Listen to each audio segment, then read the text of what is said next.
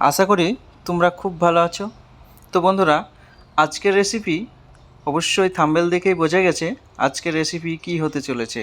হ্যাঁ বন্ধুরা, পারফেক্ট পুলি পিঠা 12 মাসই তৈরি করা যায়। আজকের এই রেসিপিটি দেখলে একেবারে পারফেক্টভাবে তৈরি করে দেখানো হয়েছে। সো গাইজ, প্রথমে আমরা রেখেছি খেজুর গুড় শীতকালে সুন্দরভাবে কিভাবে সারা বছর রাখা যায় সেজন্যও একটা ভিডিও আছে, সেটা পারলে দেখে নিতে পারেন। তো গাইজ, আমরা এই খেজুর গুড় ভালোভাবে রেখেছিলাম, তাই সেই গুড় আমরা এখানে 250 গ্রাম মতন দিয়ে নিয়েছি। সঙ্গে আমরা 1 থেকে 150 গ্রাম মতন চিনি ব্যবহার করেছি।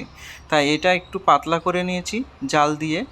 তারপর ঠিক এর ওপরে আমরা নারকেল কুঁড়ো আমরা এখানটায় দিয়ে নিয়েছি, আর দিয়েছি ফ্লেভারের জন্যে অল্প এলাচ গুঁড়ো, এবং সেই সঙ্গে আমরা দিয়েছি 50 থেকে 60 গ্রাম মতন আমরা আতপ চালের গুঁড়ো, যাতে এটা মাখো মাখো হয়ে যায়।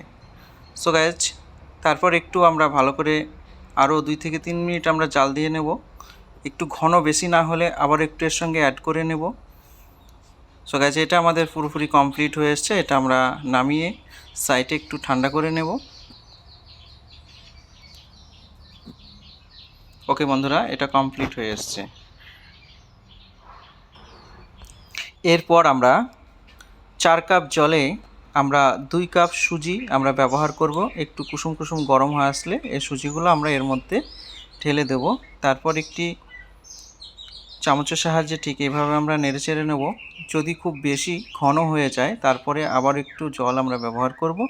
পাশাপাশি এর সঙ্গে আমরা ঘি 1 থেকে 2 চামচ আমরা ব্যবহার করব, যাতে এটা সুন্দরভাবে কড়াইতে লেগে না যায় এবং উঠে আসে।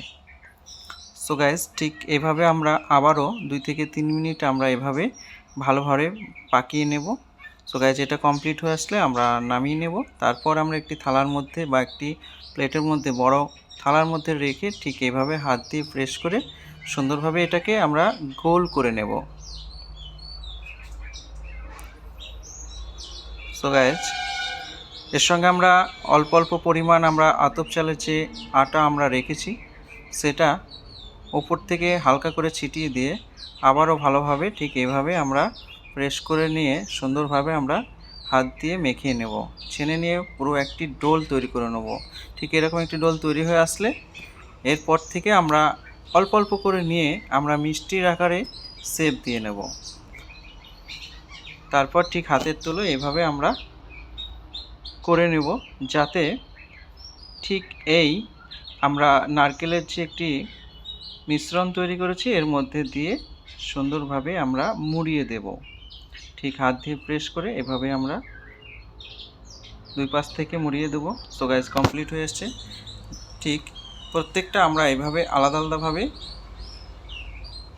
এক একটা তৈরি করে নেব। সবগুলো তৈরি হয়ে আসলে তারপর আমরা পরবর্তী স্টেপে আমরা চলে যাব।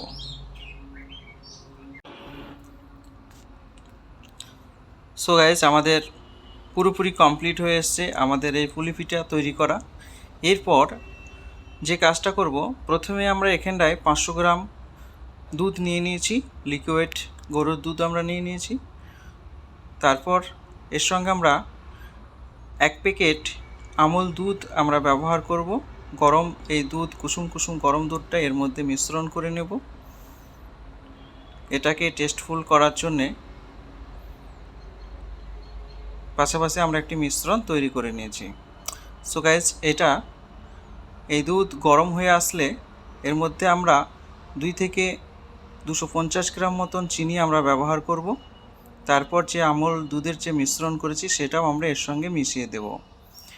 তারপর এটা গরম হয়ে ফুটে উঠলে দুধগুলো, তখন আমরা একটা একটা করে যে পুলি পিঠা তৈরি করেছি সেগুলো উপর থেকে আমরা ঠিক ছেড়ে দেব। সো বন্ধুরা, ঠিক আমাদের কমপ্লিট হয়ে এসছে। তারপর আমরা মিনিমাম 3 থেকে 4 মিনিট আমরা ঠিক এইভাবে একটু ফুটিয়ে নেব। তারপর আমাদের কমপ্লিট হয়ে আসবে। সো গাইজ, আমরা সার্ভ করে নিয়েছি। পাশাপাশি আমরা উপর থেকে ঠিক এইভাবে আমরা অল্প পরিমাণ নারকেল কুঁড়ো রেখেছিলাম, সেটা উপর থেকে আমরা এভাবে দিয়ে সুন্দরভাবে একটা সেভ করে নিয়েছি। এরপর আমরা একটা কেটে দেখাবো কত সুন্দর হয়ে এসছে।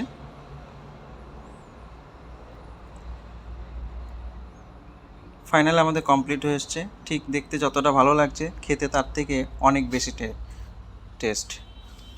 সো গাইজ, আবার একটি দুর্দান্ত ভিডিও নিয়ে দেখা হবে। ততক্ষণের জন্যে ভালো থাকুন, সুস্থ থাকুন, সঙ্গে থাকুন।